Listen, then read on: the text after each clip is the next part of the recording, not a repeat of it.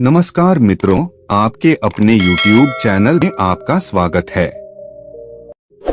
आज की जो कहानी है, आज का जो प्रसंग है, बड़ा ज्ञानवर्धक है, बड़ा मोटिवेशनल है। इसलिए वीडियो को पूरा देखें ताकि आपको संपूर्ण जानकारी हासिल हो। आज जो कहानी मैं आपको सुनाने जा रहा हूँ, ये कहानी एक सारस और उनकी पत्नी की कहानी है। ये कहानी बड़ी प्रेरणादायक है।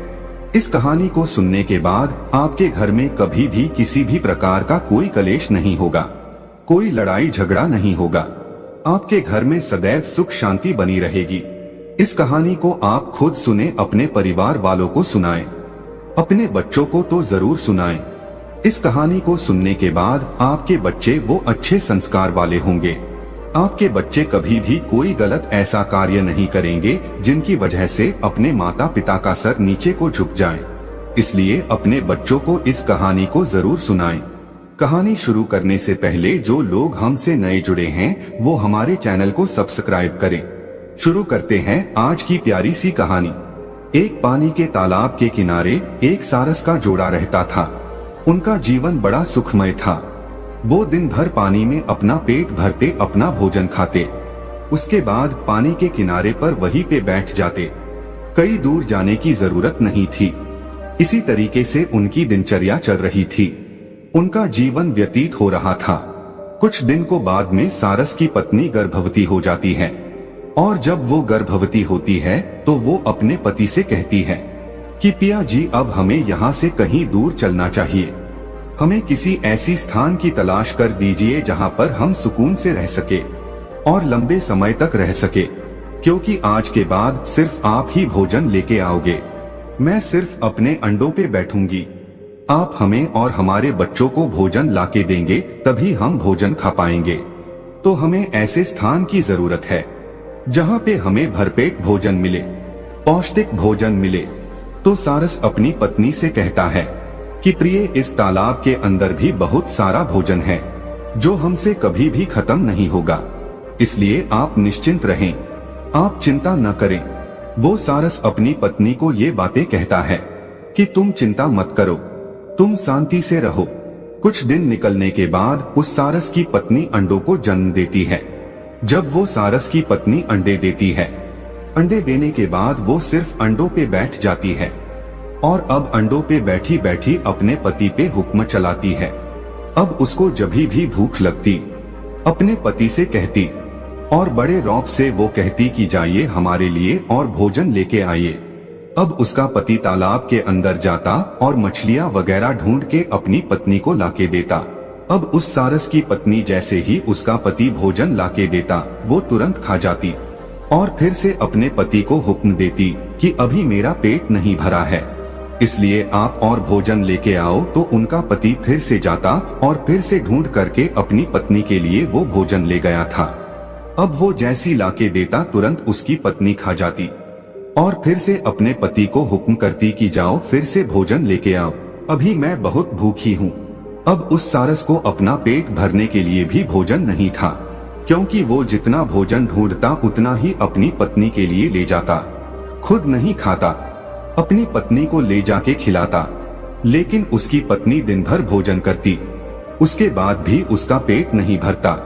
जैसे ही उसका पति भोजन लेकर आता, तुरंत उसको दूसरा ऑर्डर कर देती। वो कहती कि तुरंत जाओ और भोजन लेके आओ। अब उसका पति दिन भर इसी काम में लगा रहता।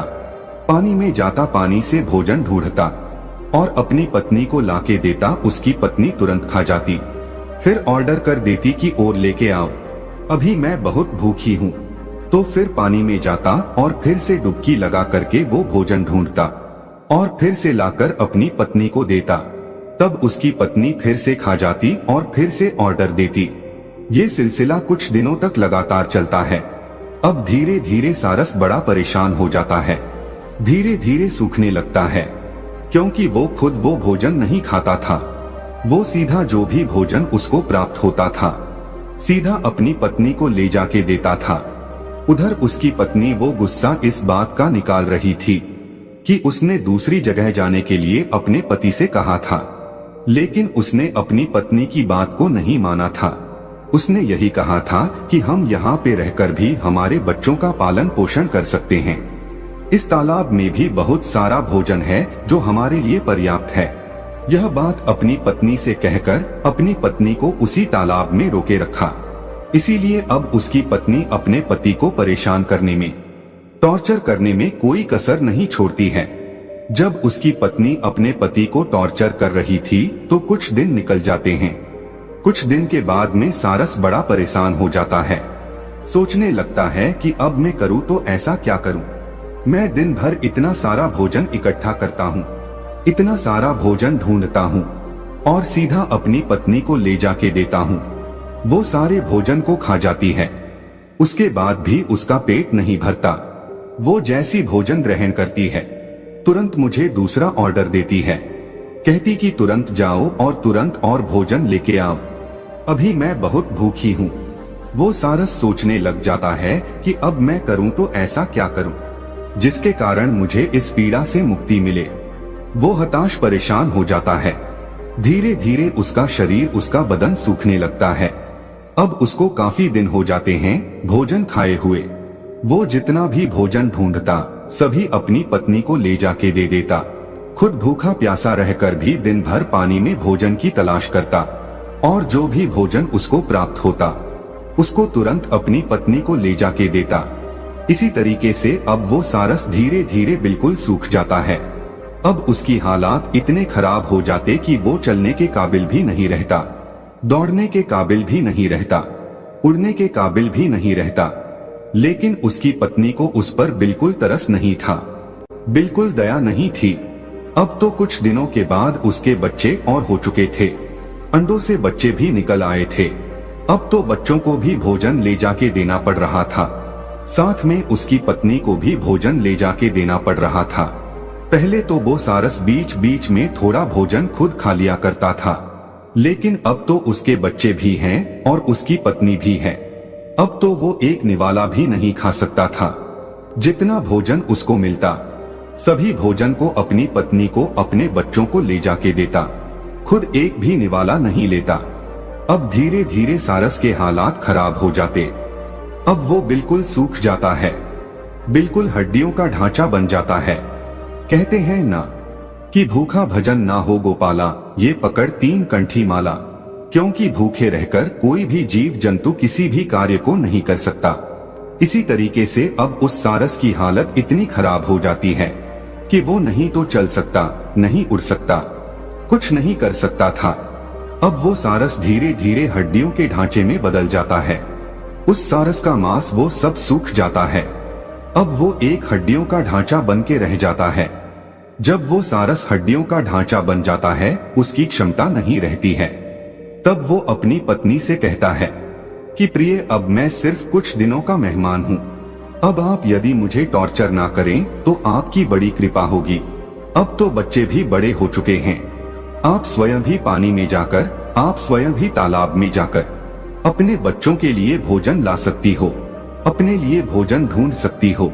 अब मैं सिर्फ कुछ ही दिनों का मेहमान हूँ। आप अच्छे से रहना और अपने बच्चों का अच्छे से लालन पालन करना। इतनी बात वो सारस अपनी पत्नी से कहता है। तब उसकी पत्नी कहती है, क्या तुम अभी मरने वाले हो? जब तक जीवित हो तब तक तो हमारे लिए कुछ करो। जब अपनी पत्नी की इतनी बात सुनता है तो वो सारस झुरझुर रोने लगता है और परमात्मा से दुआ करता है कि परमात्मा, हे मेरे मालिक, हे मेरे परम पिता, तुम मुझे इस धरती से अभी क्यों नहीं उठा लेता? मुझे किस जन्म की पीड़ा दे रहा है? ऐसी नरक की जिंदगी से तो बेहतर है कि मुझे मृत्यु आ जाए। अब वो सारस अपने परमात्मा से दुआ करता है, अपने मालिक से दुआ करता है और कहता है, मेरे मालिक, या तो तू मुझे उठा ले या इस नरक से मुझे मुक्ति दे। इतनी बात कहने के बाद अब वो सारस अपनी पत्नी से बात करना बंद कर देता है और मौन हो जाता है और ईश्वर का ध्यान करने बैठ जाता है। ईश्वर का ध्यान करते हुए कुछ समय उसको निकल जाता है। अब वो एक ही प्रण बना लेता है, ना ही वो कुछ भोजन ग्रहण करता है, ना ही पानी पीता है। अब वो सिर्फ भगवान का ध्यान करने के लिए बैठ जाता है। उसने ये वचन लिया, ये प्रण लिया कि मैं जब तक भगवान का भजन करूंगा तब तक या तो ईश्वर मेरे सामने नहीं आ जाते या फिर मेरे शरीर से प्राण नहीं निकल जाते, तब तक मैं भूखा प्यासा रहकर ही भगवान का भजन करूंगा। यही प्रण लेकर अब वो सारस भगवान की भक्ति करने के लिए बैठ जाता है। उधर उस सारस की पत्नी अपने बच्चों को लेकर और अपने पति को ऐसी दुख पीड़ा की हालत में, ऐसी नाजुक हालत में छोड़कर उस तालाब से चली जाती है और अपने पति को ऐसे संकट में जूझता हुआ छोड़कर निकल जाती है। अब सारस भगवान की भक्ति करता है।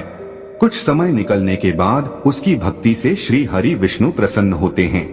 श्री हरि विष्णु उस सारस के समक्ष जाकर प्रकट होते हैं और उस सारस को वरदान देते हैं और कहते कि मांगो, तुम्हें क्या मांगना है।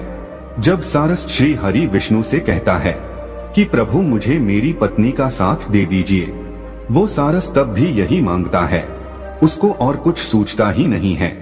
वो सिर्फ यही मांग पाता है कि मुझे मेरी पत्नी का साथ दे दीजिए। तो श्री हरि विष्णु कहते हैं कि तथास्तु, ऐसा ही होगा। वो सारस मांगना तो कुछ और चाहता था, लेकिन उसके मुख से यही निकलता है कि प्रभु मुझे मेरी पत्नी का सहारा दे दीजिए, मेरी पत्नी का साथ दे दीजिए। श्री हरि विष्णु ये आशीर्वाद देते हैं कि तथास्तु, ऐसा ही होगा। अब वो सारस अपनी पत्नी का सानिध्य पाता है। फिर से उसकी पत्नी उसको मिल जाती है।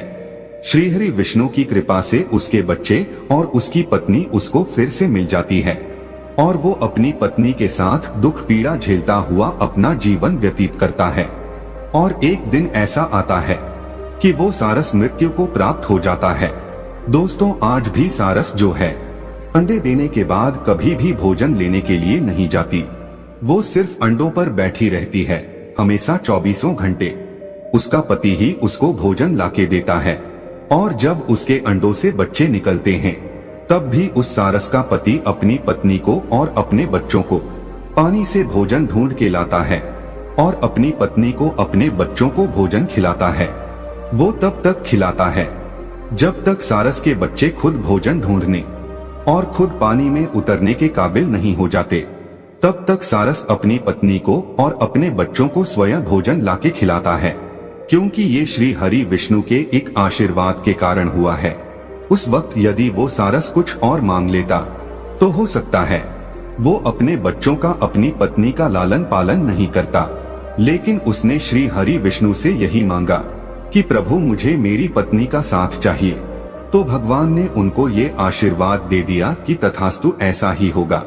उसके बाद से सारस कभी भी आपको अकेली नहीं मिलेगी, वो हमेशा जोड़े में मिलेगी। जहाँ भी आपको नजर आएगी वो जोड़े में नजर आएगी। अकेली सारस आपको कहीं पे भी ढूंढने को नहीं मिलेगी। दोनों पति पत्नी का जोड़ा आपको हमेशा नजर आएगा। और जब वो अंडे देती है तो खुद अंडों पे बैठ जाती है और सारस अपनी पत्नी के लिए भोजन ढूंढ के लाता है और खिलाता है। इसी तरीके से उनका जीवन व्यतीत होता है। दोस्तों, ये कहानी अब समाप्त होती है। तो दोस्तों, यह कहानी आपको कैसी लगी हमें कमेंट सेक्शन में जरूर बताना और अच्छी लगी हो तो इस चैनल को सब्सक्राइब जरूर कर लेना।